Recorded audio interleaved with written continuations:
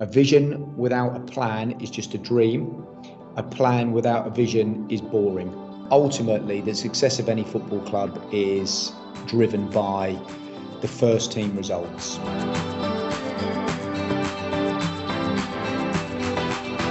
What does a sporting director do? Well, I think first and foremost, it varies at club to club. I remember doing something at the FA when I worked there about trying to start a technical director's course or license, and we brought in about 20 of the people that we thought were doing it in the game at that particular time. And I think we had something like 9 different job titles and probably 20 different job descriptions, which is the beauty of the role. It does vary. Here at Newcastle, and how I've tried to work within the role, trying to explain it sort of sitting in the middle of the wheel, really, and trying to link the different departments. If you think of a bike wheel and those spokes connect the departments. We've got 9 here, and let me reel them off. So it's men's first team, women's first team, recruitment, academy, player loans, medical, football operations, psychology, data and analytics. So they've all got a department head, and my job is to just try and challenge, support and pull those roles together, and just have an alignment of things that we try and do at Newcastle United that's pretty consistent to our sort of culture, values, DNA and philosophy. A lot going on then. Seems like. Yeah.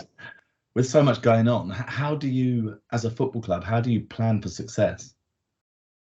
Well, I think it's important, whether working for club or country, so obviously working within the organisation previously at the FA and 3 different clubs, I think it's really important to have a vision.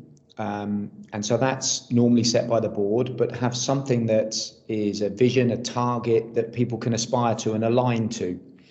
And then once you've got your vision, it's about setting a plan where everybody can feel part of that plan. So you should be able to say that you're the under-9 coach, for example, and your role in helping Newcastle achieve that plan is X or Y. There's a great phrase, I'm going to try and get this right now, that a vision without a plan is just a dream. A plan without a vision is boring. So what I would say is that we try and bring together the two. So the vision set by Newcastle United board, for example, is a sustainable top 6 club. Sustainable will bring in things like the academy, for example. So it's really important that we produce players from within the academy so they can feel connected to how that vision would work. And then we can work with the rest of the departments, be it recruitment, first team, whoever it may be, to try and achieve that vision with some sort of strategic plan for Newcastle United. And then how much does the success of the club depend on the performances on the pitch? Well, I think there's a couple of different answers to that, Ollie. Ultimately, the success of any football club is driven by the first team results. And that could be men's or women's, by the way. But in the main, it's the men results, simply because that's the bit at the moment in the current game that drives the revenues. So for us to stay in the Premier League, for example, any club to stay in the Premier League is worth a lot of money from TV and commercial rights. For us to get into the Champions League is worth a lot of money from TV and commercial rights. So in order to sustain and have the resources to drive your vision, the first team results are absolutely paramount. And that's more of a seasonal or medium to long term view. I think where clubs have to be careful is reacting to short term form or short term luck. So if you don't pick up a win for 3 or 4 games, the Premier League in particular can do that to you. Our first run of 4 games is incredibly difficult. Aston Villa, Manchester City, Liverpool and Brighton. It's a really tricky start. All games in the Premier League are tough.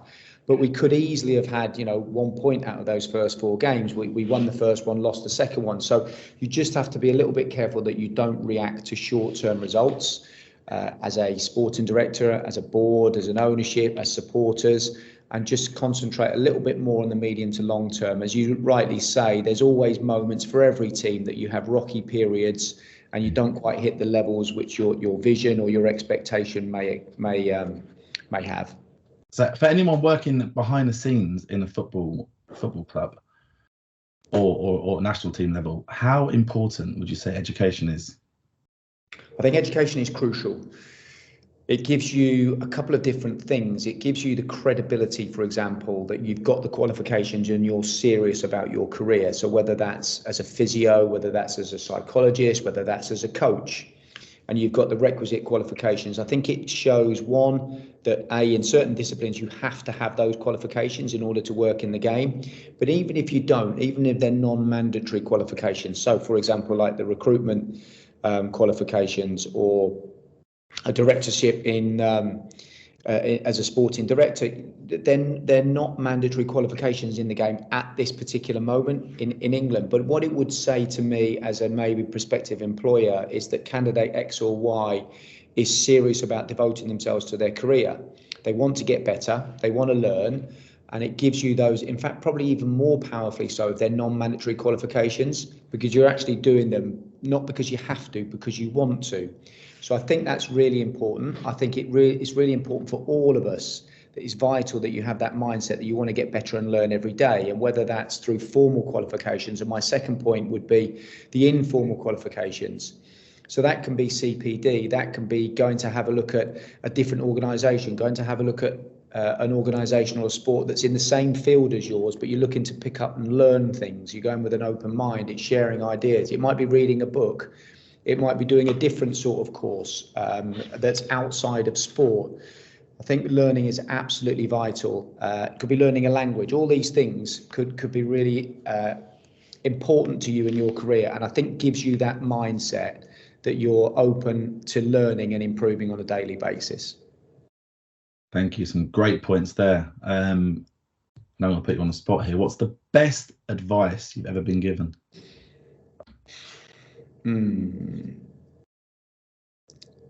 I think from a work perspective or a careers perspective, I've been lucky to work with some really, really good people. I think from a personal perspective, it's control the controllables, and predominantly starting with yourself. Because if you manage and control yourself, and you can turn up and be the best you can be on a daily basis, you can manage your emotions, you can manage and control whether you're going to go on a qualification or learning. You can manage yourself, the way you rock up and show up to work every day. And we all have moments where we're tired, we've had a bad day, things going on at home, but you can control your emotions, and you can control your values, and you can control how you show up. You can control how hard you work and the process that you go about putting together a training session or a match game plan, how you review the game, whatever your field may be. But you can't control what your opposition does. So you've got no control whatsoever on Manchester City, who've just played at the weekend, what Liverpool do on Sunday. We can't control that. So we shouldn't worry about that, albeit you want to make sure you stay competitive and you keep those competitive advantage. But it's about controlling yourself and controlling the controllables, and focusing your time and energy on those things rather than worrying about the external.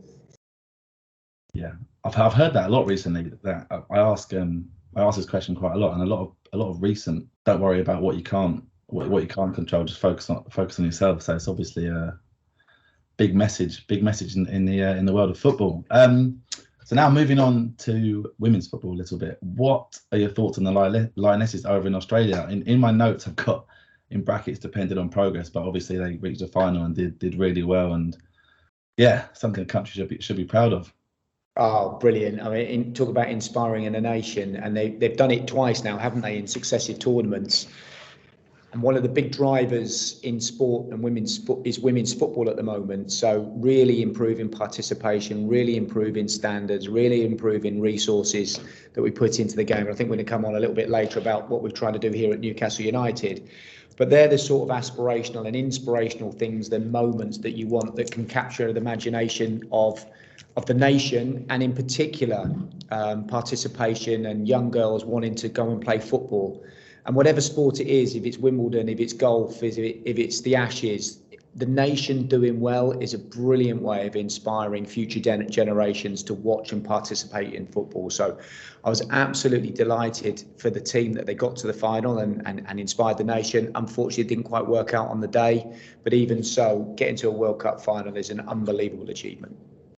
Yeah, definitely. I was at the Euros last year at Wembley, and that was the first women's game I've been to, and yeah, it was great, really good, really good. It's such a good day out. I took my daughter and stuff, and yeah, with daughters, it's got so big, hasn't it, recently? And that comes on to my next question. How obviously right now women's football is everywhere, but what has been the main changes over the past 5 years in your eyes?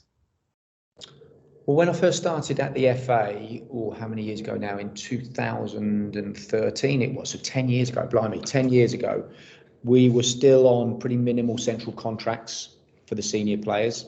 And even then there was only, I think, 24 of them on the central contracts. We didn't have teams at every single age group. We didn't have any full-time coaches other than Hope Powell, who was full-time coach for the England women's senior team. So we invested a lot of money down the pyramid into full-time coaches for the national teams, recruitment, psychology, sports science, physiotherapy, to really try and support the players when they came on England duty and improve the programme. And the clubs did the same.